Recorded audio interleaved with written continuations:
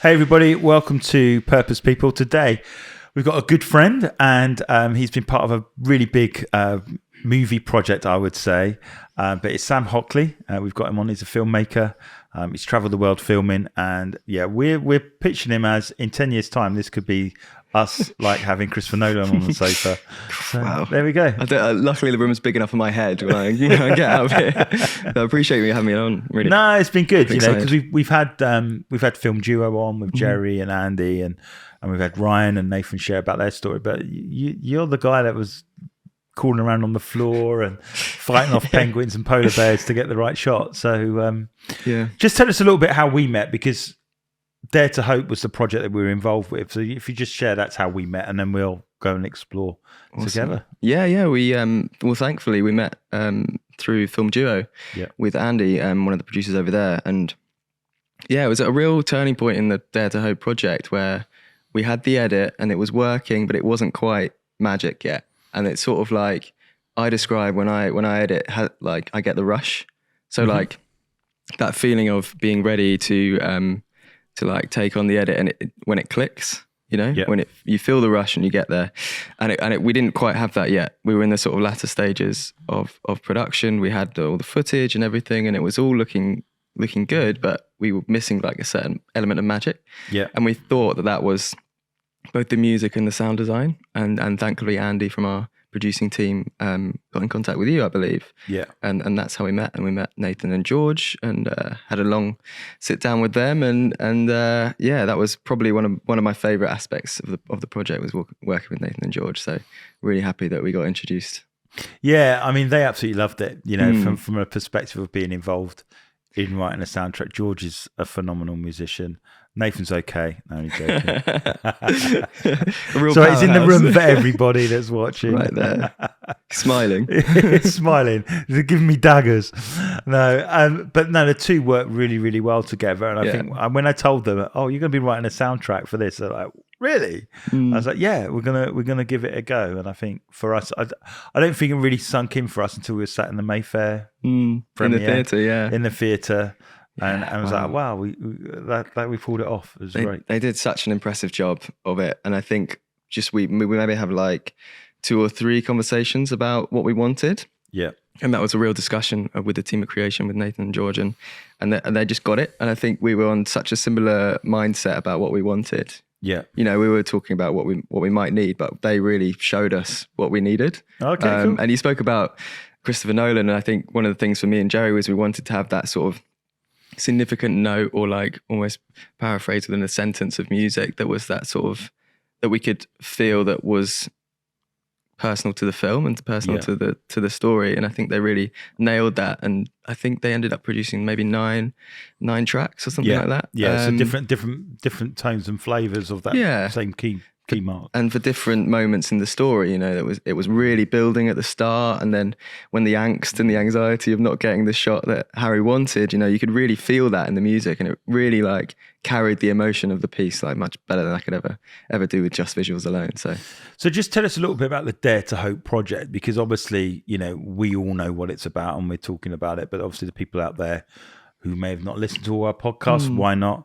It's just that, tell us a little bit about how Dare to Hope and what it was about as a story. Yeah, I think it's definitely a passion project of myself and Harry and the team at Film Duo, and as well you guys at Creation, about not wanting the climate change story to be always a negative one. Yeah. And I think the title Dare to Hope like encapsulates that, because it's hopeful messaging is, I think, how we fix the planet. You know, it's protection, it's conservation, rather than, oh, you're doing everything wrong by eating meat, by using so much electricity and all these sorts of things. Like, I don't think that encourages anyone. I think it does the opposite. So how can we find stories that enable that sort of hope within someone to make a change within their life? I think that's the sort of overarching picture, but to dive into the actual film itself, it's very much about Harry's struggle to out, find a photograph, because that's his living, to go out and he's a photographer and, for the art gallery, and Yeah. sorry, he's a photographer himself, but obviously we made the connection for the art gallery and stuff like that. Absolutely, yeah. He's a fine art wildlife photographer, is what he calls himself, which he very much is. 100%. Yeah, sorry, I don't really know what to go. Yeah, so basically, from that perspective, he's come to you with an idea for a set of commissions, I guess. Was that where it began? He had a set of commissions to do, and then he obviously needed to tell the story through video. It's quite a funny story how it actually came about. So I was directing a series called Next Big Thing, which I worked with some of the team for Film Duo on again. It's how I met Film Duo. And we were filming the first episode of that series in his gallery in Genesis. Okay. Sorry, not his gallery, his printers, Genesis Imaging. Yeah. And he was talking about his work and everything. And I've been a huge lover of wildlife photography since I was little. Like, me and my dad always used to go to Wildlife Photographer of the Year. And, we'd go to speeches with people like Andy Rouse and other wildlife photographers. So I was like in awe of Harry. And we sat down for some lunch, and he was looking for a camera operator to go with him to Antarctica. Wow. And he was sort of almost like, can't find anyone that wants to come. And then we were sat in the table having lunch, and I just literally put my hand up. I was like, I would love to do that. I would love to. Cool. And that's how it happened. Wow. And from there, we were filming the series for about maybe a month or two together. So we struck up quite a bond. So yeah, it was a chance happening, but definitely one that has. So when that chance happening came, was that, because we always talk about purpose, was that something like deep down you thought, if I miss out on this, I'm missing out? Oh my God, yeah, you have to leap for that sort of thing, right? And I was, it's almost, he was sending me across dates, and I was like, don't doesn't matter when it is, it could be Christmas Day, I'd love to come. Like, it's always been something that I've not necessarily manifested, but always something that I'd love to do, like with wildlife. So I absolutely jumped at the chance. And what's your background? So you make with the Dare to Hope movie, we're making something for Harry Skeggs, and you go out to Antarctica and film it and stuff like this. But up until that point, how did you get into film? Was it something that you made loads of documentaries prior to that, or was this the first gig? Like, oh my gosh, I'm gonna do it finally. A bit of everything above, really, all of the above. I went to university and I studied television production, very much traditional TV, so multi-camera shoots similar to this setup. So you'd have multiple cameras, you'd have VTs, presenters, and a whole team. And I started out in my career in news and journalism for a local channel called London Live. Shout out to the London Live team. And just sort of really cut my teeth there and moved quickly up, because it was such a small team, to direction. But I also had a real soft spot for outside broadcast camera operation. So I'd go out to a story with a journalist and cover that. But I always had that sort of feeling in the back of my head, really, that sort of said the news is sort of skims the surface of the story. And to use the Antarctic analogy, it's sort of, you see the iceberg on top, but actually the story underneath, the metaphorical iceberg is so much richer, and there's always a wealth of narrative and story underneath it all. So I think that's my sort of drive at the moment, is to sort of see what's underneath. See what's above the sea, but also get what's underneath. Get deep dive into whatever the subject matter is. And I think that and for me, so as a filmmaker, and I think because I think the nature has changed over the last 15, 20 years, it's more acceptable for people to watch stuff on YouTube. I mean, my kids, that's the go-to thing. They program television, forget that. It's live telly, what's that? What's that? Do we have to wait for this? No, we have to wait till Tuesday. I want it now. But I do think with the emergence of the many different platforms has given filmmakers a massive opportunity to really get their name out there, Yeah, and I think that's something also I'll strive towards in the future, is sort of long form content, because although Dare to Hope was maybe 30 minutes, you'd expect a wildlife documentary to be sort of upwards of that. I like the idea of continuing with the long form stuff, because it's very much a sit down and experience rather than a you know, just a second scroll within, you know, I think the average person scrolls the length of, the height, sorry, of the Eiffel Tower every day. So, wow. you know, just being a speck of that, I like the idea that people will carve out time to watch something that I've made. I think that gives me a good sense of purpose. And yeah, no, awesome. So from your perspective, I mean, with film and whatever, what was the sort of like first movie that sort of like thought, oh, I like that? What was the first sort of? You know, this is quite embarrassing to admit, but I think maybe Avatar was one of those first ones in terms of like the actual scale of the production. Yeah, because he had to create his own cameras for it. Yeah, just the sheer ambition alone. But I suppose in the years after, maybe Interstellar with Christopher Nolan again. Yeah. Just because in terms of like the whole spectrum of the movie, from the sound, the character design, the filmmaking, is just like second to none. I love practical stuff, and I love sci-fi too. So anything that's any form of escapism. Like I'm a Star Wars kid. Like through Star Wars, right? Yeah, big okay, time, cool. big time. Are you watching The Mandalorian? And I am, yeah, which is another big feat in sort of with the volume, technically, yeah, exactly, with the volume and everything like that. Yeah. Not something that I'm, you know, has its pros and negatives, but has its pros and cons. But I think certainly watching it and knowing what you know, you can pick it up. Does that makes sense? You can see the shots that were done. Shot like so shallow. It could be, you know, a TV screen behind for most of the thing. And I think that they could do more from it. But I think, without geeking out on Star Wars so much, but it's the Star Wars podcast, right? Perfect. But it was like with Andor, they actually built the sets. Yeah, and you can see the scale of it, can't you? It's just enormous. Whereas The Mandalorian, so many tight singles that it's like, where are they? Like, the thing I love about Star Wars, I think, is the costumes, the set, the world that's so different from our own. Well, not so different in the sense of Andor as well. So, but yeah, it needs to be bigger, right? Yeah, no, agreed. So from that perspective, so you kind of like, what is the aspect you enjoy the most? Is it the filming? Is it the script? Is it the storytelling? Is it the research? I mean, everyone has like a natural, like, this is what I enjoy the most. What I mean, it's a tough one to pin down. Like, I call myself a self-shooting director because directing is what I love to do. Yeah. And like the camera and the editing and everything else around it all feeds into that one like main directing job. Yeah. Because I like just piecing together stories. Like I think when we were chatting before over email, I like the idea that it's sort of my way of speaking.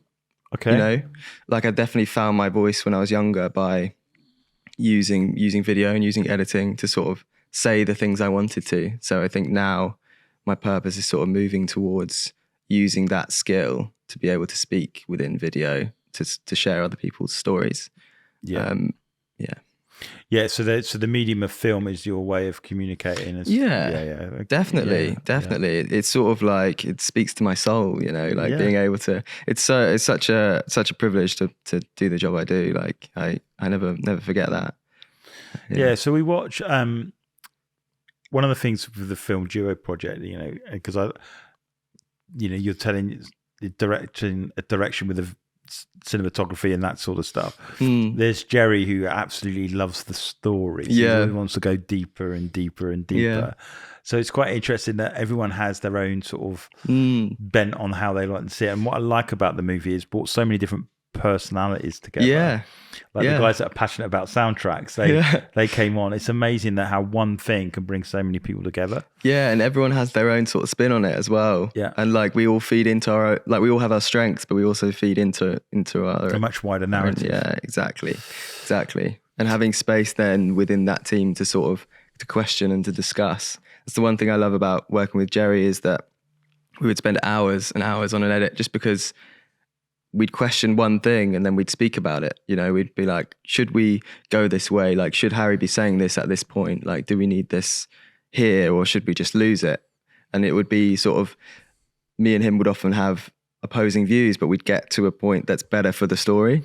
So I really, really love working with Jerry for that reason. Do you find in the process, I mean, not just Dare to Hope, but Jeremy, do you sometimes feel that there's a point where you have to be brutal? Because you've got so many shots that are like look beautiful. Oh my God, And you just have to go, you know what?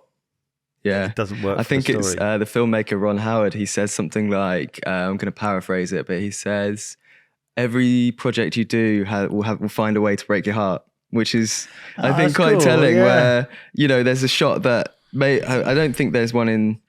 There's definitely sequences in Dare to Hope which I felt like I excelled in, either the direction or the camera work or the editing that didn't fit the story. So therefore, the only reason it would be there is to sort of feed my ego or to make sure that I have nice stuff on my show reel, which is never the right way to go around things. So, but you find it with actors as well. So some actors have been cast, they've played their part, they've done their thing, and then they've gone, we just need to cut them out because it don't make any sense. Yeah, it's a shame, isn't it? Like I love one thing I love about documentary is the authenticity of it. So I think that moments which show that are things that I'll always fight for to put into the final piece. Yeah.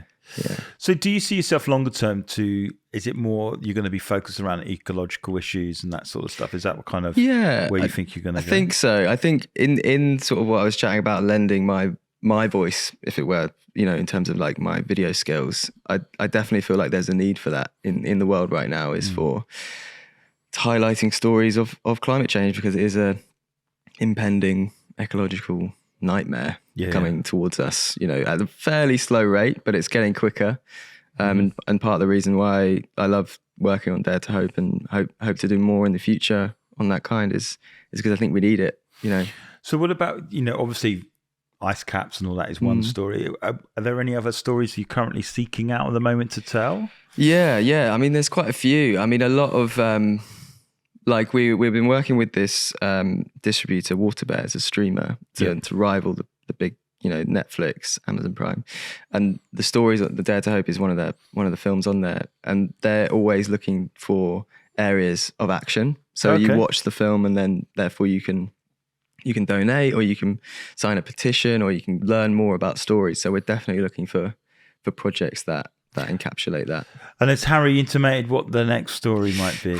I don't know how much I can say. I mean, there's nothing like completely set in stone, but we definitely have one or two stories that we're looking to go after. But yeah. Did you get a painting or picture of it? Sorry. I did. Yeah. Thankfully I did. Yeah.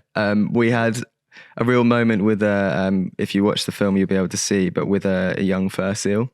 Yeah, where Harry gets into the water with it. Yeah, I remember that. Yeah. So there's a still there called "From the Brink" of this tiny little fur seal, but it's on because he prints stuff in such large scale. It's almost like it's so cute and it's enormous, and it's in my little bedroom back home. Oh, is it? So, yeah. No, well done. Yeah, thankfully. But it's such a. I love that piece.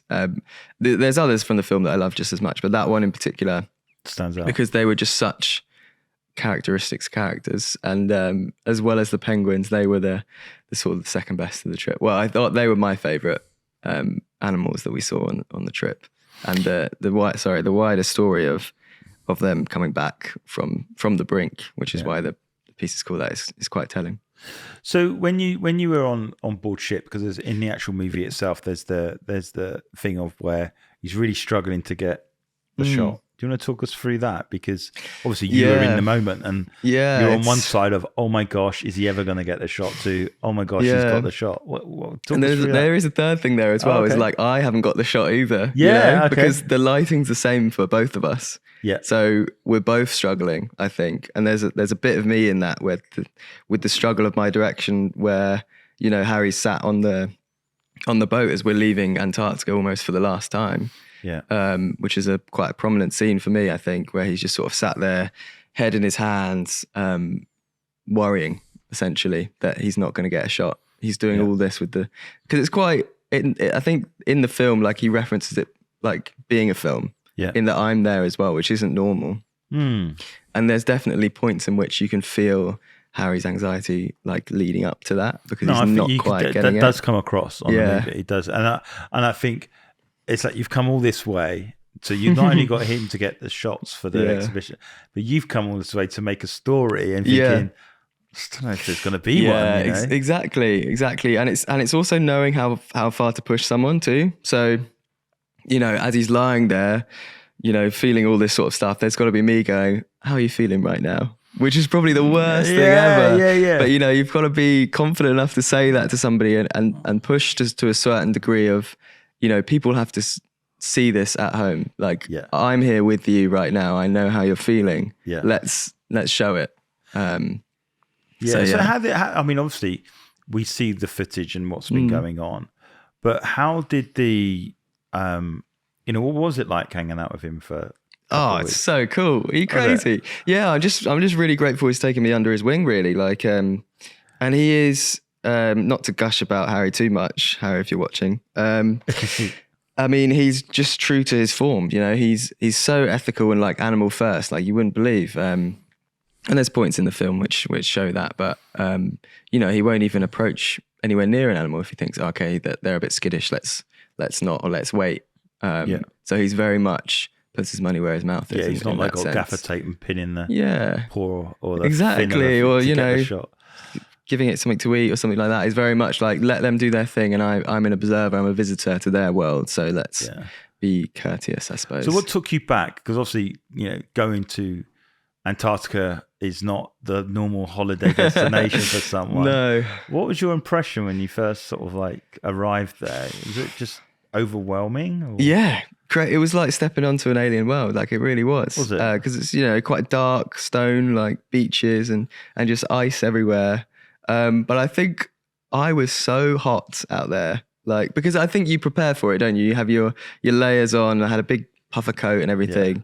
And I think it was a little bit scary how warm it was, to be honest with you. Yeah. It was like a somewhat cold British, like winter evening kind of.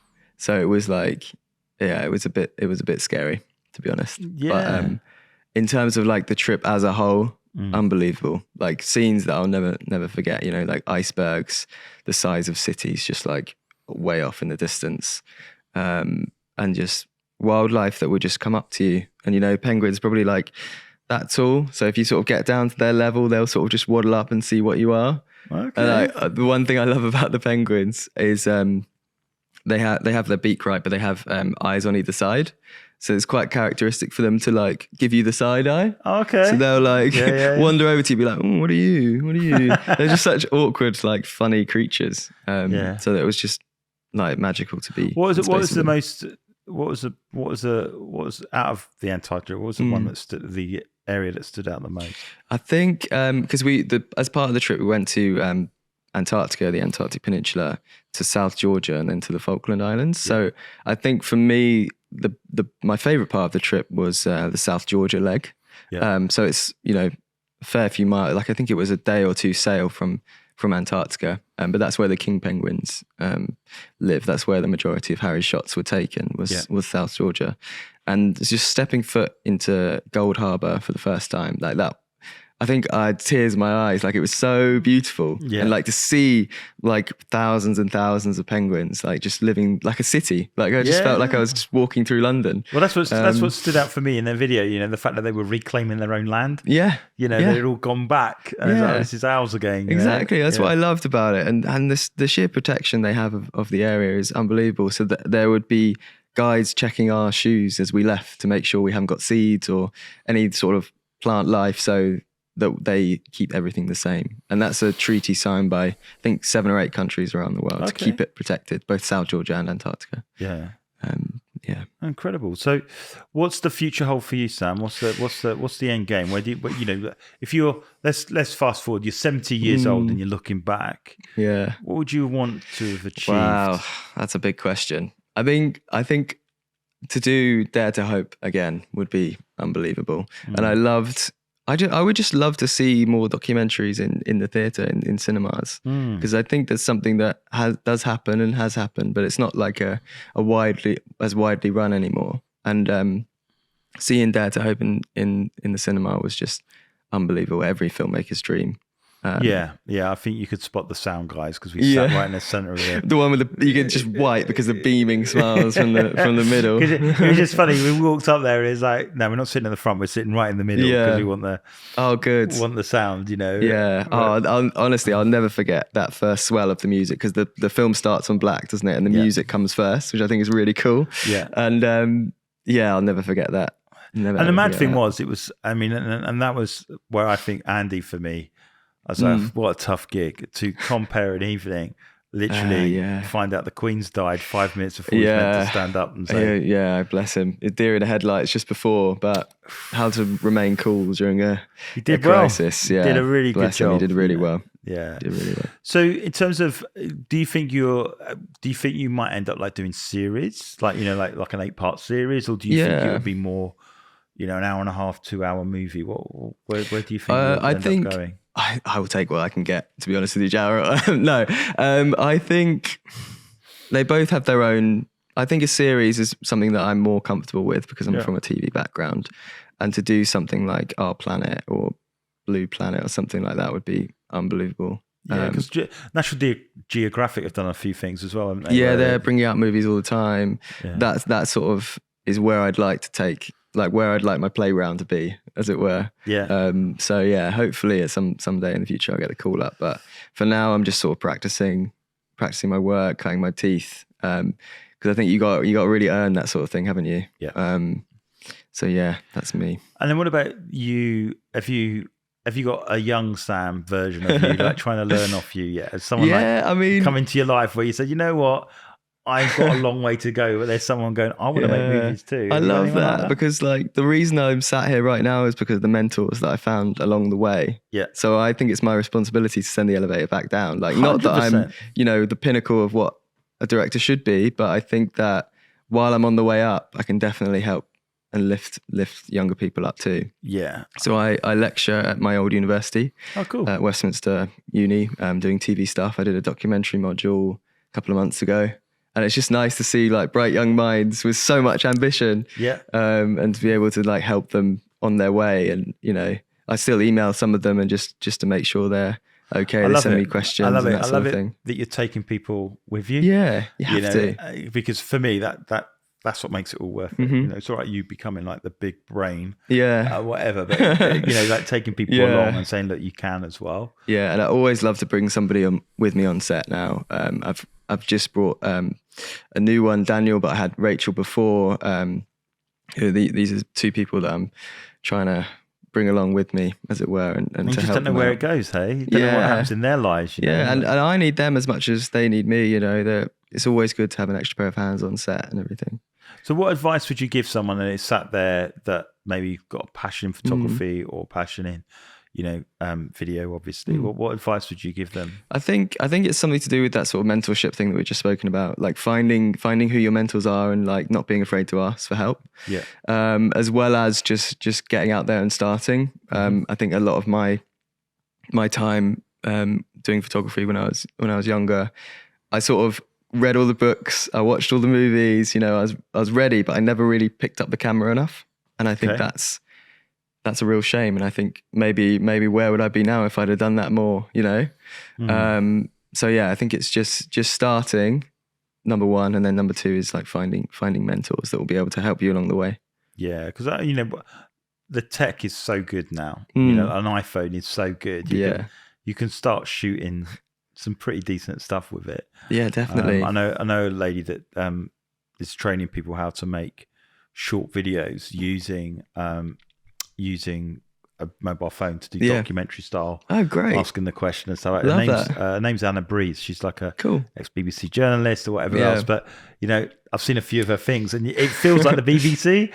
Because it's got a way of telling the story. I actually at university I did my like thesis on like why like the influence of the camera and why it almost doesn't matter. The gear like shouldn't matter. No. I think for me maybe the best thing would be to have no camera and just have the connection with the person without this huge rig on my shoulder getting in the way of our connection, you know. And I love gear, but being in the moment, because I mean that's what you're finding at all these like concerts and things like this, and they all got their phone. And they're all going through it. And there's part of you just put it down and you take it in. Absolutely. You know? Well, people want to capture memories, don't they? That's the thing. Yeah. But yeah, I've been to gigs before where they've sort of said no phones. You know, I went to Childish Gambino a few years ago and like right at the start of the set, he was like, "This is church now, so you're not allowed to have your camera out. And if I see it with you, I'm not going to interact with you." Oh wow! And he walked to the stadium, and if anyone had the camera, he wouldn't interact. Where if somebody was just the connection. He'd shake their hand, or or whatever. So, I'm I reflect back because I was heavily into music in the sort of like 90s, showing my age a bit now. And I remember being at Nebworth with Oasis both years. No way. And we went both days, and then being in the pit and all that sort of thing. On the camera in sight, right? So really? So the interaction is like they're coming off stage. And, I carried Keith Flint to the front of the crowd for the Prodigy, and that were there. Cool. And funnily enough, we were at Clarendon's art thing, and Maxime was there. Yeah. Because he's now an artist in his own right. Awesome. But it was just, I think back there, and I'm thinking there was something about it. Everyone was in the music, whereas I think sometimes with these metal, everyone's trying to make a documentary and they might scroll it. So it's a hard one. Is that right or wrong? Who knows? Well, they filmed. The thing is, they filmed the whole event.